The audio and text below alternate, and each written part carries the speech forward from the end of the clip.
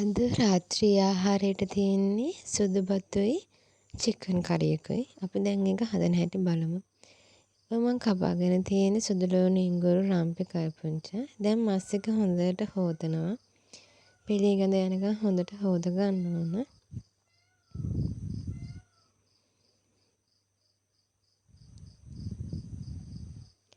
Fresh මස් තමයි අරන් තියෙන්නේ.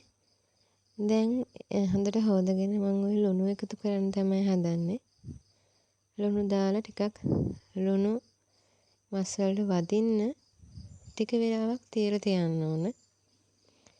කරි පවුඩර් එක තමයි ගත්තේ. කරි පවුඩර් දාලා ටිකක් අනලා පැත්තකින් තියන්න.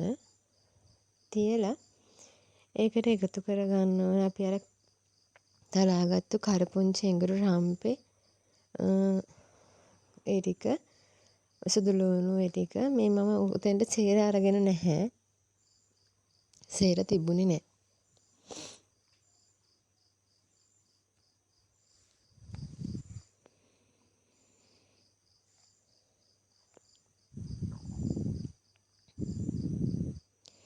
ඒකත් පේස්ට් එකත් ටිකක් චිකන් එක වදින විදිහට අනලා චුට්ටක් තියලා ඒකට පොල් තෙල් මම සාමාන්‍යයෙන් එකතු කරනවා. පිත්තල මේස හැරි දෙකක් වගේ පොල් තෙල් එකතු කරලා විනාඩි 5ක් 10ක් විතර ඒක තෙල් එකෙන්ම මේ තඹ ගන්නවා. ඊට පස්සේ තමයි අර අපේ අතේ ඉතුරු වෙච්ච කරි ටිකත් එක්ක වතුරත් එක්ක ටිකක් දාලා වතුර ටික දාලා පස්සේ තඹ ගන්න. මුලින්ම තෙලෙන් තමයි විනාඩි 5ක් 10ක් තම්බන්නේ.